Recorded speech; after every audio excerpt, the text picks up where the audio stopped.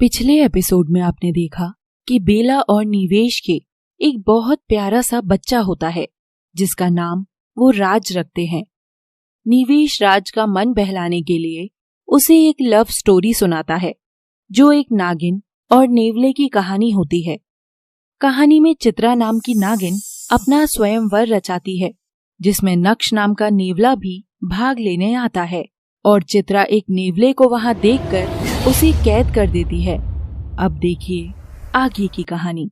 अगले दिन सभी लोग बैठे हुए थे, तभी राज निवेश और बेला के पास आता है। बाबा, मैं बहुत नाराज हूँ आपसे, आप मुझसे बात मत करना। क्या हुआ मेरे लाल को? बाबा, रात भर मैं सपने में भी यही सोचता रहा कि आखिर चित्रा को कौन उठा कर ले गया होगा। ये सुनते ही सब हंसने लगते हैं। हाँ निवेश, मुझे भी आगे जानना है, आखिर वहाँ हुआ क्या था? प्लीज बताओ ना निवेश। अच्छा बाबा, ठीक है, तो सुनो आगे की कहानी। आपने देखा कि कोई चित्रा को उठाकर ले जाने लगता है। बचाओ बचाओ, कोई है यहाँ पर, मेरी मदद करो। तभी नक्श को चित्रा की आवाज सुनाई देती है।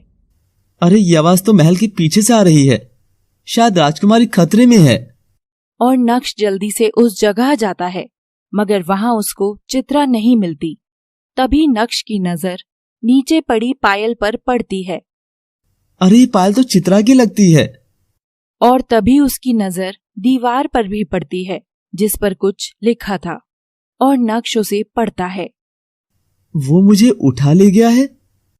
वो कौन बाबा? नक्श तो वहीं था, तो फिर चित्रा को कौन उठा कर ले गया बाबा? सब्र करो, मैं सब बताऊंगा। आखिर मेरी चित्रा को कौन उठा कर ले गया होगा? और वो चित्रा को ढूंढने लगता है। जिसने चित्रा को उठाया था वो उसे एक बड़े महल में ले जाता है और वहां कैद कर देता है। आखिर कौन हो तुम? शक्ल दिखाओ मुझे अपनी, और मुझे यहाँ क्यों उठाकर लाए हो? तभी कमरे में रोशनी आती है और चित्रा देखती है कि उसे यहाँ उठाकर लाने वाला कोई और नहीं बल्कि वही लंबा चौड़ा नाग है जिसका चित्रा ने मजाक बनाया था। तुम मुझे यहाँ उठाकर लाए हो? मेरा नाम नागेश्वर है, जिसके प्रकोप से आसपास के राज्य भी कांप उठते हैं। और गुस्ताख लड़की, तूने मेरा मजाक बनाया, वो भी भरी सभा में। अब इसके लिए तुझे सजा तो मिलेगी, जरूर मिलेगी। नहीं, ऐसा मत करो, मैंने तुम्हारा मजाक नहीं बनाया था, बल्कि वो मेरी मर्जी थी कि मैं अपने लिए किसी को भी चुनूं। मगर नागेश्वर चित्रा की एक भी बात नहीं सुनता और उसे कैद कर वहां से बाहर चला जाता है। मैं नागिन रूप में आकर यहाँ से भाग जाती हूँ। और चित्रा अपने नागिन रूप में आने की कोशिश करती है मगर नागिन नहीं बन पाती है। तभी उसकी नजर कमरे के आसपास लगी कीलों पर पड़ती है। ये क्या? इस नाग ने इस कमरे को अपनी काली शक्तियों से बांधा है। ये कोई मामूली नाग नहीं लगता है। और चित्रा चिल्लाने लगती है, कोई है, मुझे बचाओ, कोई सुन रहा है बाहर? और नक्श चित्रा की गंध को सूंघता हुआ नागेश्वर के महल तक पहुंच जाता है और चुपके से महल में घुस जाता है और चित्रा की आवाज सुनता है। ये आवाज तो मेरी चित्रा की है, जरूर वो इसी कमरे में होगी। और नक्श चित्रा के पास जाता है। चित्रा नक्श को देखते ही चौंक जाती है और नक्श मानव रूप में आ जाता है। नक्श, तुम यहाँ पर कैसे? मैंने तो तुम्हें बंदी बना दिया था। चित्रा, मैं तुमसे मिलने आया था, मगर फिर मुझे शक हुआ कि तुम खतरे में हो और मैं तुम्हें ढूंढता हुआ इधर आ गया। चित्रा ये सुनकर रोने लगती है। नक्श, पर मैंने तुम्हारा इतना मजाक बनाया, तुम पर इतना अत्याचार किया, और फिर भी तुम यहाँ तक आए हो बिना अपनी जान की परवाह किए हुए। चित्रा, प्यार में इन सब चीजों से फर्क नहीं पड़ता है। तुमने जो किया वो तुम्हें ठीक लगा और ये सब मुझे सही लग रहा है। क्या? प्यार? हाँ चित्रा, मेरा इस नगर में आने के पीछे कोई और ही मकसद था, मगर मैं नहीं जानता था कि किस्मत मुझे तुमसे मिला देगी।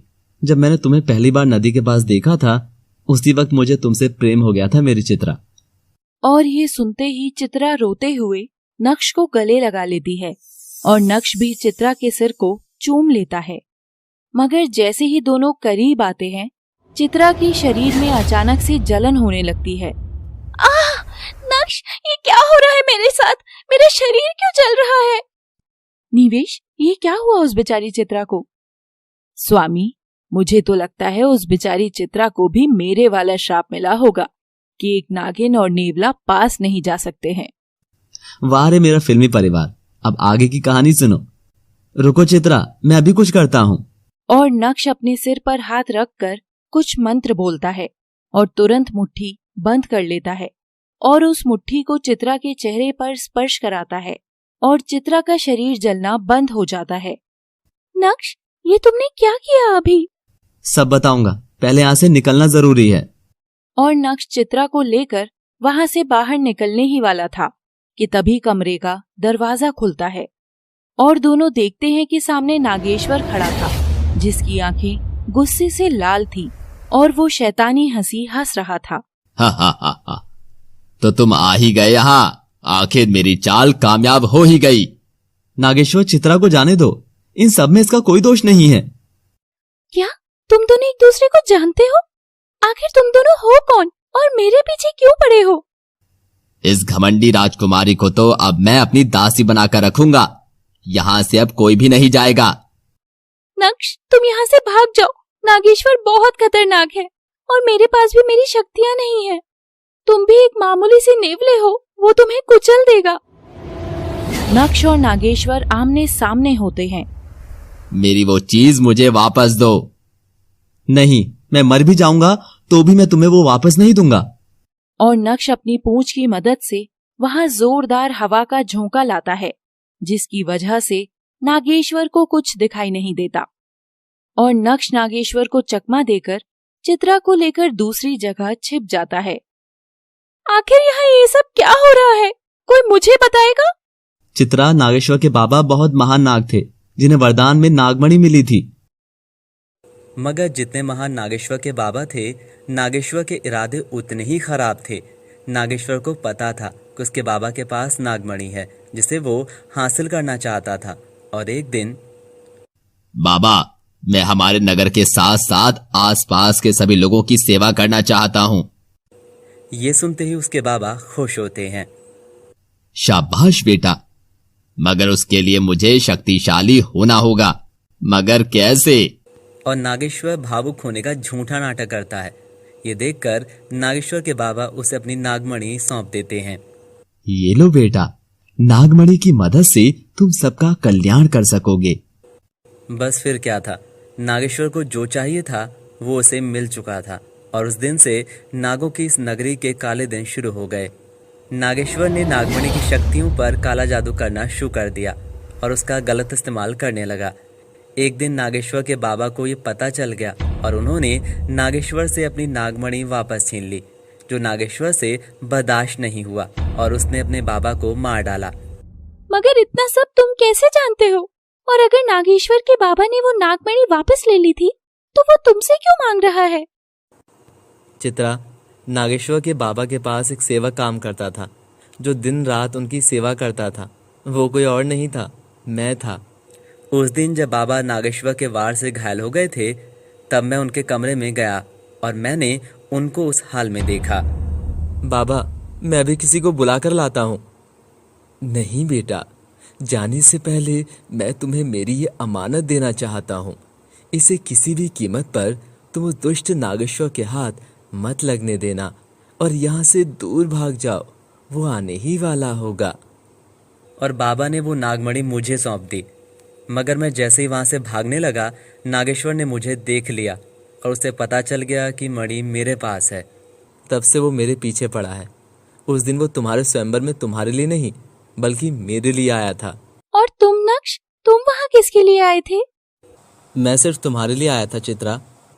और ये सुनते ही चित्रा नक्श के गले लग जाती है। तुम्हें कुछ नहीं होगा नक्श, मैं तुम्हें कुछ भी नहीं होने दूंगी। वो दोनों बातें कर ही रहे थे कि तभी वहाँ नागेश्वर आ जाता है। तो तुम यहाँ छुपे बैठे हो? और नागेश्वर नक्श को अपनी पूंछ में लपेटकर ऊपर उठा लेता है। बता, मेरी मणि कहाँ पर है? मेरे पास तुम्हारी कोई मणि नहीं है नागेश्वर। और नागेश्वर गुस्से से नक्श को पूंछ में दबाकर इधर उधर फेंकता है, जिसकी वजह से नक्श बुरी तरह घायल हो जाता है। नक्श उठो, उठो नक्श, तुम मुझे छोड़कर नहीं जा सकते। मगर नक्श नहीं उठता क्योंकि वो मर चुका था।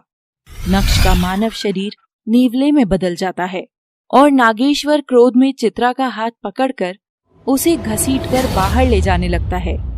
आगे क्या हुआ बाबा? पर आप तो कहते हो कि कहानी में हीरो मरता नहीं है, मगर नक्श तो मर गया।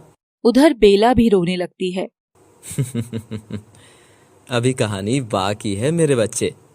अब देखिए आगे की कहानी में कैसे राज की जिंदगी भी बिल्कुल नक्श और चित्रा की कहानी की ट्रैक पर चलने लगेगी। नागिन और नेवले की इस कहानी का पूरा आनंद उठाने के लिए लगातार जुड़े रहे हमारे चैनल लव सिटी के साथ। Thanks for watching.